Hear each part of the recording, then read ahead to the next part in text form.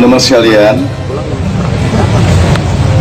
dengan atau tanpa Assalamualaikum warahmatullahi wabarakatuh, adanya KC ini sudah merupakan aplikasi dari prinsip Assalamualaikum warahmatullahi wabarakatuh. Jadi kita ingat kembali, Assalamualaikum itu tawaran kepada pihak lain, terutama yang tidak beragama Islam, untuk bersama-sama menciptakan satu kebersamaan sosial dengan isi kata-kata dan perbuatan untuk saling menyelamatkan satu sama lain. Itu yang disebut Assalamualaikum. Maka dijawab Waalaikumsalam, berarti janjinya disambut dengan janji dari pihak yang lain. Setelah janjinya oke, baru kita bekerja bersama, bikin undang-undang, bikin konstitusi, bikin MOU, peraturan, perpres, perda, perdes, dan apapun saja yang berguna untuk mentransformasikan rahmat menjadi barokah. Nah, Indonesia ini kan rahmatnya masih belum benar-benar menjadi barokah, sehingga bunyinya sesungguhnya adalah Assalamualaikum warahmatullahi wabarakatuh wa adzabuh dan seterusnya. Jadi janji ini serius. Kalau Anda tidak berjanji untuk saling menyelamatkan, tidak nyuri, tidak menghina, tidak membunuh, 3 orang yatim murti ya. Jadi di 3 wilayah, menjaga harta kita bersama, tidak saling mencuri, tidak korupsi. Nomor 2, menjaga martabat satu sama lain. Nomor 3, menjaga nyawa satu sama lain. Itu teorinya Muhammad SAW. Kalau nggak berjanji begitu, tolong jangan memulai pembicaraan dengan Assalamualaikum. Mending langsung ngomong aja, daripada ente sudah terlanjur berjanji, buktinya Anda menyakiti orang lain, mencuri harta orang lain, merendahkan martabat orang lain, bahkan merendahkan martabat bangsanya sendiri, bahkan ada yang membunuh sesama manusia. Jadi ini mungkin sudah diketahui bersama oleh teman-teman Ma'iyah yang lama-lama. Jadi daripada bilang I love you kepada cewek, kemudian mengawininya, kemudian punya anak, mau nggak mau, kemudian mengkhianatinya, kemudian berselingkuh, kemudian berpoligami tanpa izin, dan seterusnya, mending jangan bilang I love you, mending jangan kawini dia, mending hidup bujangan-bujangan aja ya. Artinya begitu juga sama Allah, daripada bilang ya Allah sesungguhnya sholatku, hidupku, matiku hanya untukmu, ternyata enggak, mending jangan sholat. Jadi mending jadi orang kafir saja daripada jadi orang munafik. Dan begitu. Jadi Tuhan tidak merasa tersakiti kalau Anda tidak menyembah Dia, tapi Dia akan sangat tersakiti kalau Anda pura-pura menyembah Dia padahal tidak. Itu ya. Jadi Assalamualaikum ini serius. Nah, di Indonesia ini orang memain-mainkan Assalamualaikum. Presiden kita mengucapkan Assalamualaikum selama 8 tahun ini sudah berapa ribu kali, kan begitu kan, dan dia tidak pernah melaksanakannya. Tapi ternyata nanti dia tidak masuk neraka karena dia tidak paham artinya Assalamualaikum. Siapa ngene gak ero. Nah, untuk teman-teman yang terlanjur tahu, saya tawarkan, jangan menambah pengetahuan dan ilmu kalau Anda kira-kira tidak punya kemampuan dan energi serta ketahanan untuk melaksanakannya. Mending ilmunya di stop, seadanya saja tapi dilaksanakan, daripada tambah ilmu tapi nanti nggak mampu melaksanakan. Nanti akan ditagih Anda oleh ilmu itu sendiri di akhirat. Itu. Makanya di sini tidak ada ajaran, di Kenduri Cinta tidak kognitif, tidak disuruh begini, teorinya begini ya. Tetapi pokoknya kita acak saja, kita random saja, yang penting tertanam virus-virus yang baik di otak dan hati Anda. Nanti dia akan diolah sendiri secara sunnatullah di dalam diri Anda. Begitu Anda melakukan sesuatu di masyarakat, maka Ma'iyah Anda akan terekspresikan, maka Kenduri Cinta Anda akan muncul. Maka ketika anak saya dari SMA mana tadi, masih ada enggak? Ada pula? Oke, enggak apa-apa.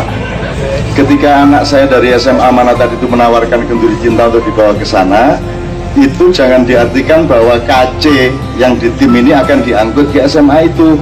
Tidak, bukan begitu. Pelaku kenduri cinta itu bukan pengurus kenduri cinta di tim.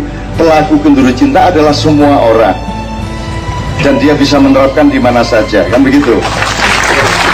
Jadi cara berpikirnya, cara berpikir ruhiyah, cara berpikir kualitatif, meskipun diperlukan juga cara berpikir kuantitatif. Diperlukan software, tapi software tidak bisa diwujudkan tanpa hardware. Tapi kalau hardware saja ya namanya rongsokan, gitu. Nah, jadi sebelum kita membangun bersama ini, Indonesia pulanglah, maksudnya pergi kemana dia kalau disuruh pulang? Dia pergi dari siapa? Siapa yang kehilangan Indonesia? Kalau dia pulang itu ke siapa pulangnya? Apa tanda-tanda Indonesia sudah pulang? Apa tanda-tanda Indonesia masih pergi? Itu harus kita pahami bersama-sama, supaya nanti kita pulang itu punya rumus yang instinktif di dalam diri kita, meskipun tidak deskriptif secara pemikiran, tapi Anda punya naluri untuk mengerjakannya. Jadi kenduri cinta ini lebih mengandalkan naluri. Jadi ilmu yang akan mewujud dalam perilaku, meskipun dia tidak mampu menjelaskannya secara pemikiran. Ini ciri khas manusia Indonesia sebenarnya. Jadi orang Indonesia bisa dandanin motor rusak kayak apapun, dalam waktu 3-4 hari bisa dinaikin kembali. Tapi kalau dia disuruh menjelaskan seperti insinyur menjelaskan mengenai motor, dia pasti tidak bisa. Jadi Cak Topa jualan bebek goreng sambal hijau, kalau dia disuruh berceramah mengenai bebek goreng sambal hijau, bebek itu bedanya sama ayam begini, strukturnya begini, dia tidak bisa. Tapi pokoknya inti layain tak ulek gitu kan. Gini tak belai, tak bedetane, aku tak gorengi, wis pokoknya saja kakan cangkem gini. Nah sekarang kita ketahui, sekarang kita harus tahu level-level dan pembagian kerja. Mana orang yang pekerjaannya memang merumuskan, dan siapa yang bertugas untuk merumuskan sebelum dilaksanakan. Siapa yang bertugas untuk tidak perlu merumuskan, tapi dia menyimpannya secara naluri. Dan siapa lagi yang tidak ngerti apa-apa, tapi dia mampu melakukannya. Jadi dia mampu menjadi pelakunya. Dan salah satu ciri bangsa Indonesia adalah ngelmu kuwi kelakone kanthi laku. Jadi jangan ditanya deskripsi ilmunya, tapi dia mampu melakukannya. Nah, orang Betawi itu kalau kita ngomong ada ilmu amalia dan amal ilmiah. Kalau amal ilmiah itu tugasnya doktor dan kaum intelektual. Jadi pekerjaannya tergantung pemahamannya terhadap ilmu, dan dari ilmu yang dia punya belum tentu 5% dia mampu melakukannya. Itu para dokter dan orang-orang pintar yang menjadi pemimpin. Tapi kalau rakyat itu ilmu amalia, ilmunya adalah amalnya itu, dia tidak bisa merumuskan, tapi pokoknya ilmunya adalah amalnya. Kalau ditanya ilmunya, dia paling bisa menjelaskan 2 atau 3, tapi amalnya itu bisa 100%, 90%. Nah, kita harus tahu bedanya. Jadi kalau kita ngomong kembalikan Pancasila, itu jangan ngomong ke rakyat. Rakyat tidak ada masalah dengan Pancasila, gitu ya. Maksud saya gini, duluan mana hidup apa ilmunya? Ilmu dulu baru pelaksanaan hidup, atau dari kehidupan lahir ilmu? Yang mana dulu? Hidup dulu baru ada ilmu. Jadi orang yang pinter, yang dokter, yang di kampus, jangan berlagak ngajar-ngajarin orang yang sudah melaksanakan kehidupannya. Karena dia belajar dari kehidupan, bukan orang yang hidup itu belajar kepada orang yang punya ilmu. Enggak. Jadi ilmuwan itu jangan sombong, karena ilmu itu lahir dari kehidupan. Atau Pancasila sama bangsa Indonesia duluan mana? Dulu jadi bangsa Indonesia jangan diajari Pancasila.